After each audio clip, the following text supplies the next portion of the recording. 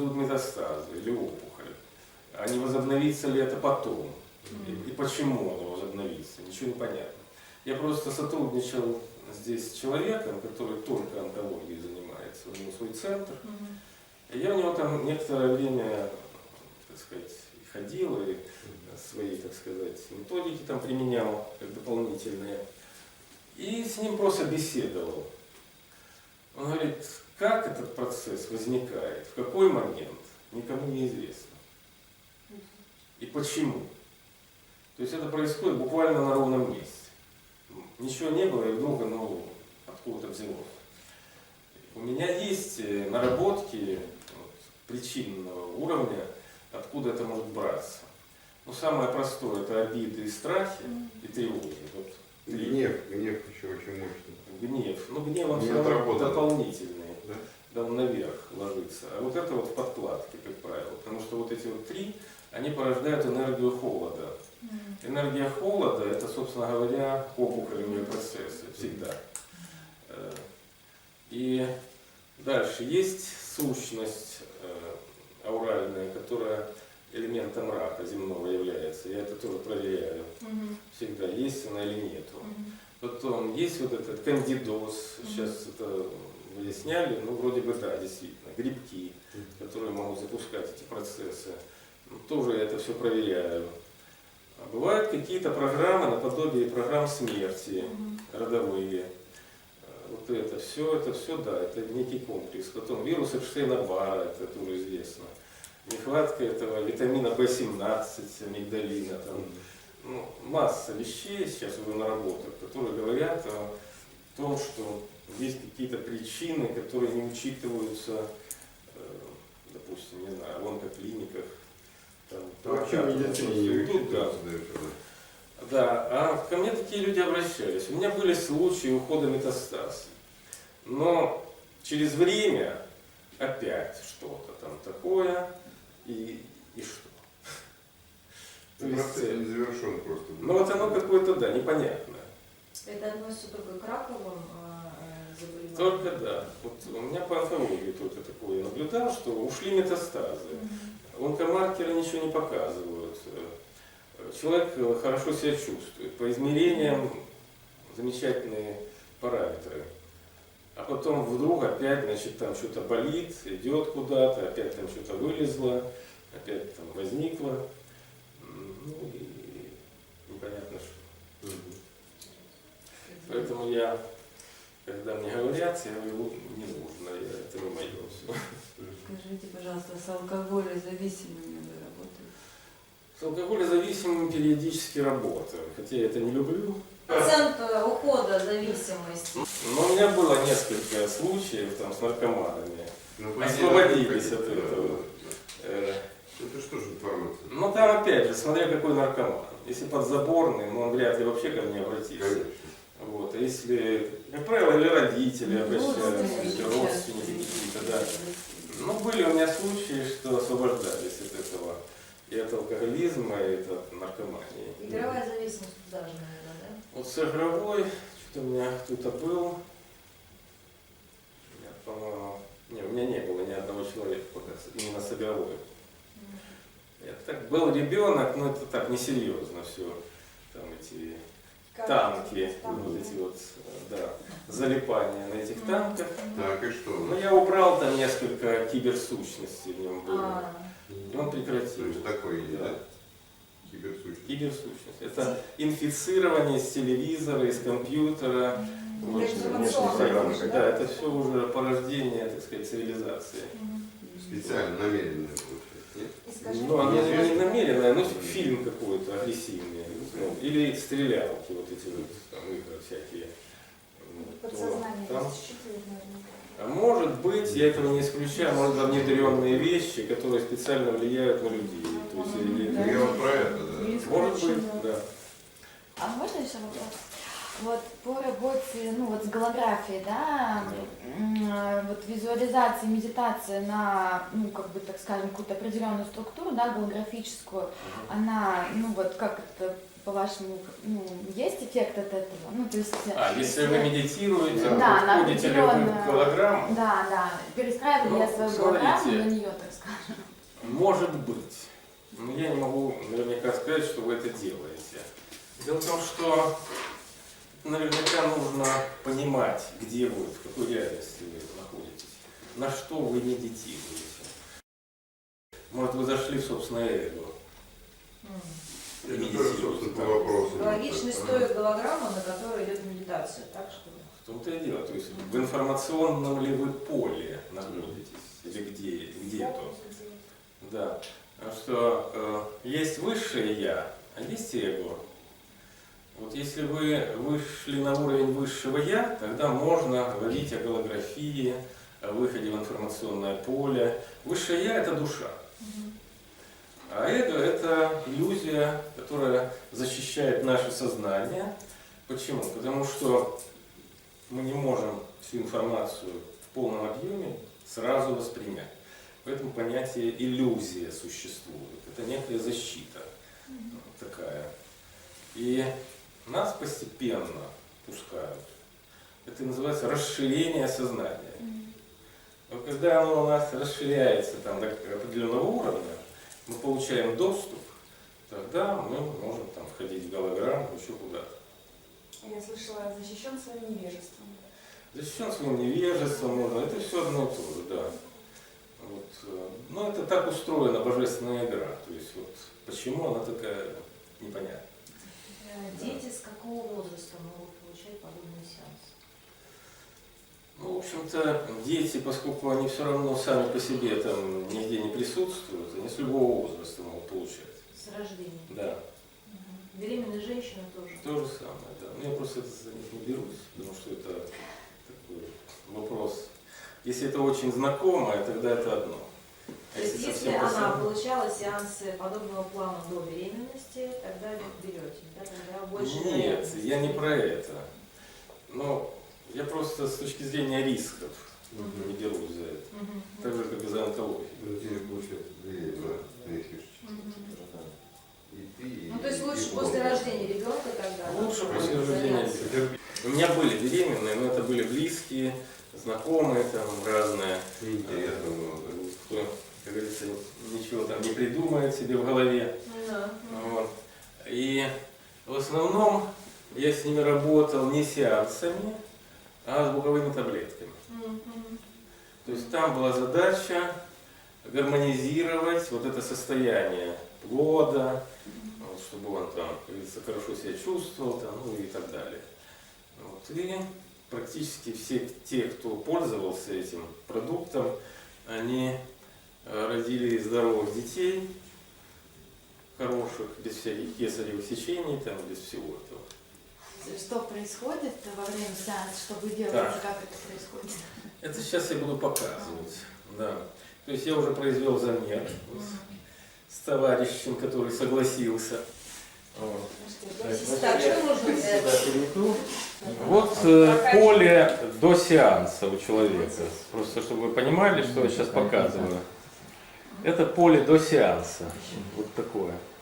Вот сейчас. Это сейчас? Это Кого? сейчас. Давай. Да. До. Да. Смотри, ты хорошо себя чувствуешь, не падаешь? Сплю на ходу. Я еще не проснулся. Вот поле до сеанса. Вот такое. Потом после сеанса мы будем делать опять замер и, соответственно, сравнивать. Вот это антенна, так попросту.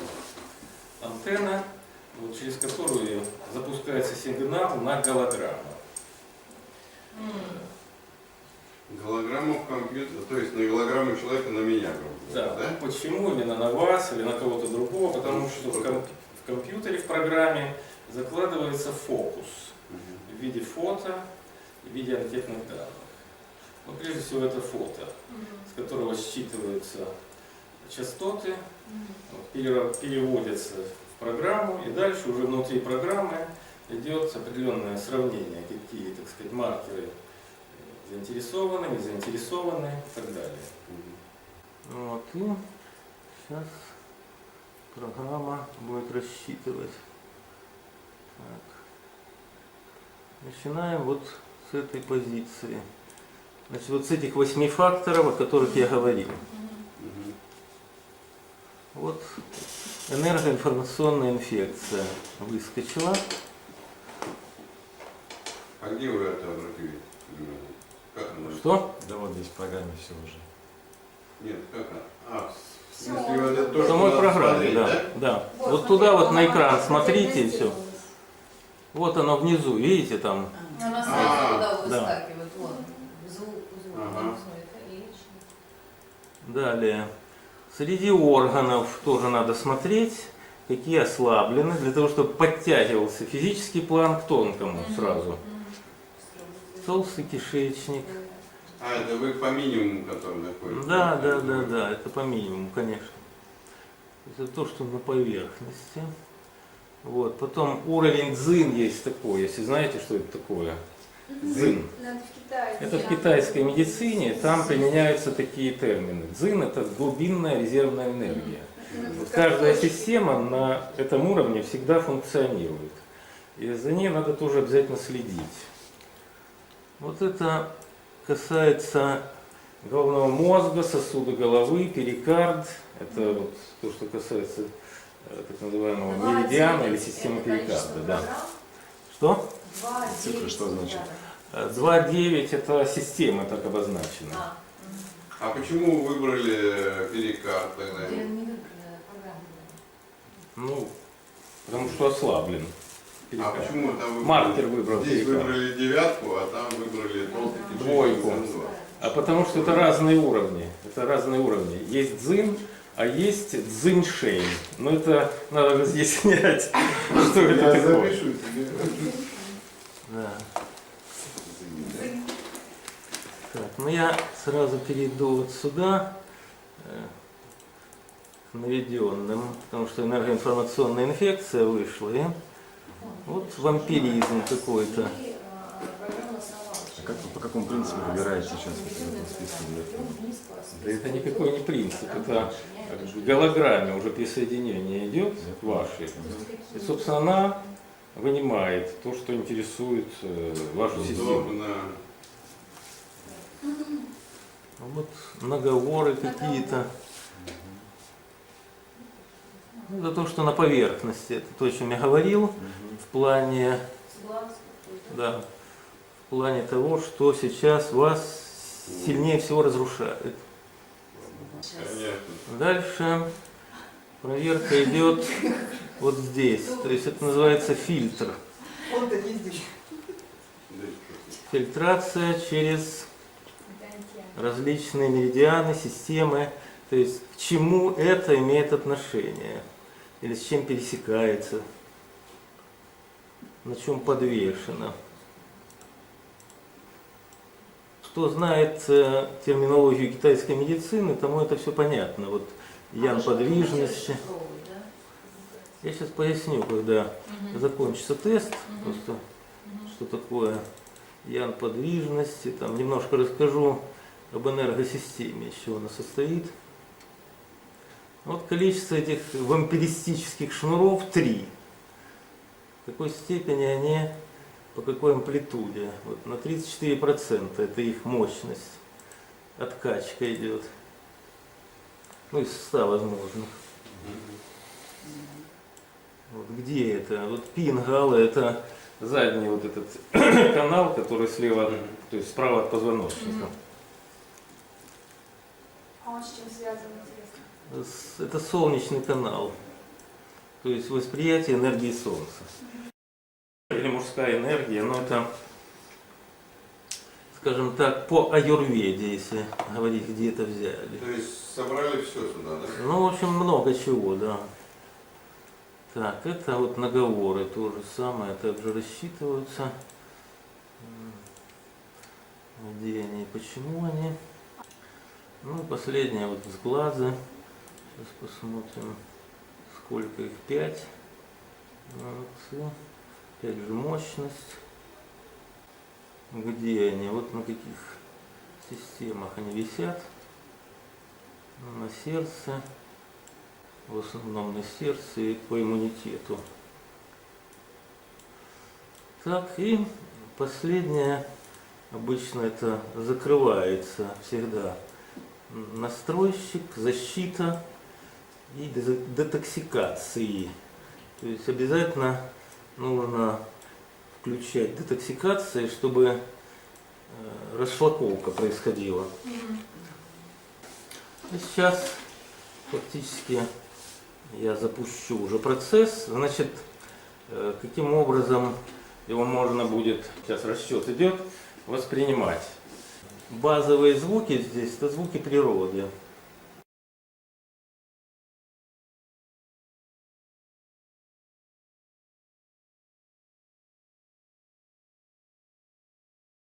На них уже информация, безусловно. А нас не зацепит случайно?